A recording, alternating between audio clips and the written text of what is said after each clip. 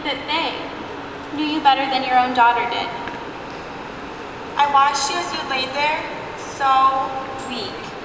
Most of the memories of you aren't pleasant ones. Like that time I helped you walk to your bed because you felt dizzy and couldn't walk on your own, but I was too little. I couldn't hold you up, and you fell to the ground in my arms. I watched your hair fall out, and I thought it was normal.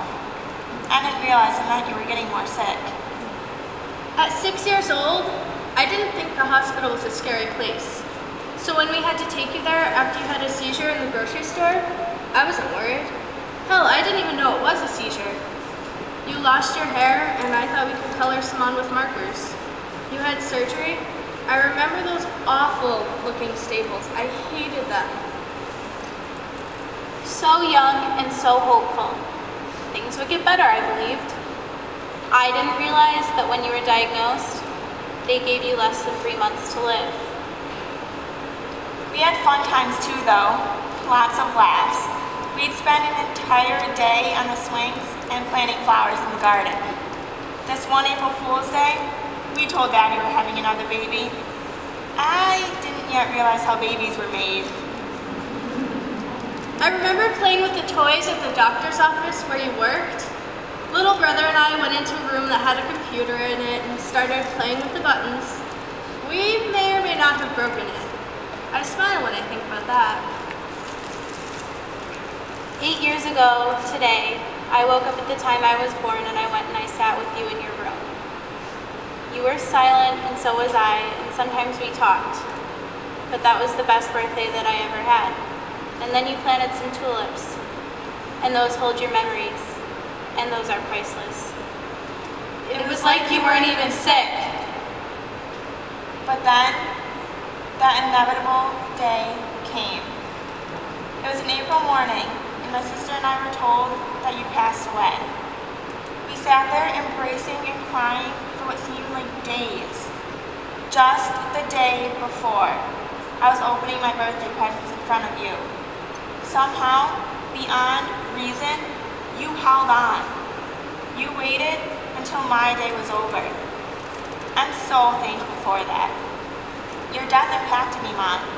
It helped me turn into the sensitive and compassionate woman I am today. I remember exactly the night you left us, Friday, December 28th, 1996. I fell asleep in the chair and woke up around midnight. The ambulance came. One of the teachers that we had all had was one of the EMTs. Seeing her after that always made me so sad. When I woke up in the morning, Dad told me, Mommy's gone. I shrugged and went upstairs. I didn't understand what it meant that you were gone. I do now, though. I miss you, Mommy, and I love you so much. I carry you with me in my heart. Your leaving has made me into the caring and empathetic person that I am today. August 13th, 2004. It was the last day of camp for the season. Mom came to get me early because she said you weren't going to make it through the day. I cried. When we got home, Grandma was there, and I was told to say my last goodbyes. I told you I loved you, that I'd miss you, and I gave you a kiss on the cheek. You were silent, but there. Though I'm so sad that you're not here anymore, I cherish all of the time that I got to spend with you, because you have helped me turn into the loving and passionate person that I have become. Dad, I can't imagine what it was like for you then. To have to tell us that Mom passed away, and then raise 2 daughters on your own. But you did it. You've taught me so many things, and helped me in ways you could never imagine. I'm Daddy's little girl, and always will be. You are still my daddy. You may not hear me say it, but it's true. I will always be your little girl.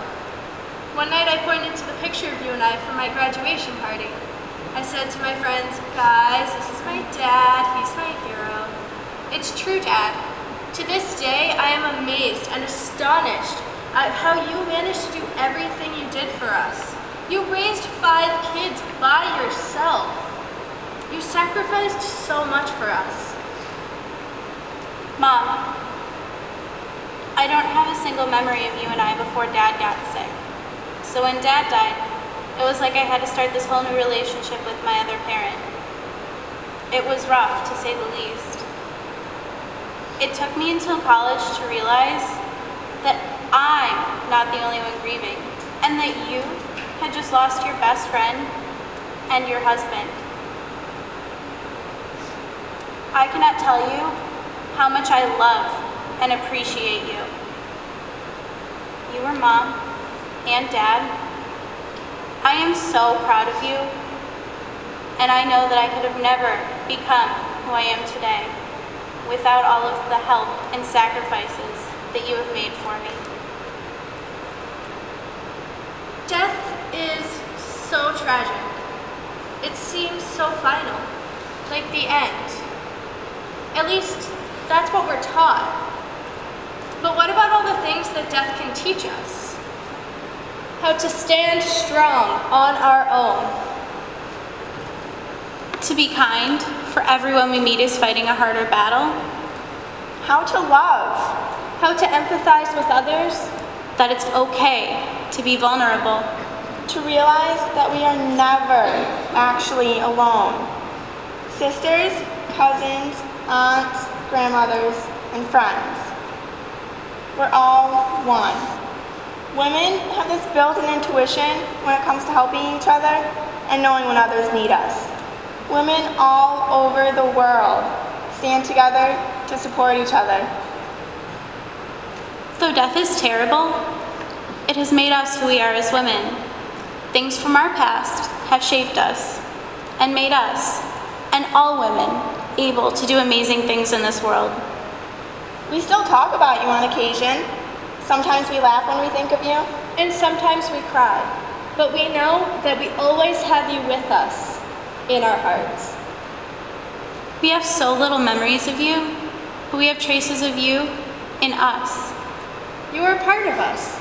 And forever in our hearts. I love you. To my dad. To my mom. You are our heroes.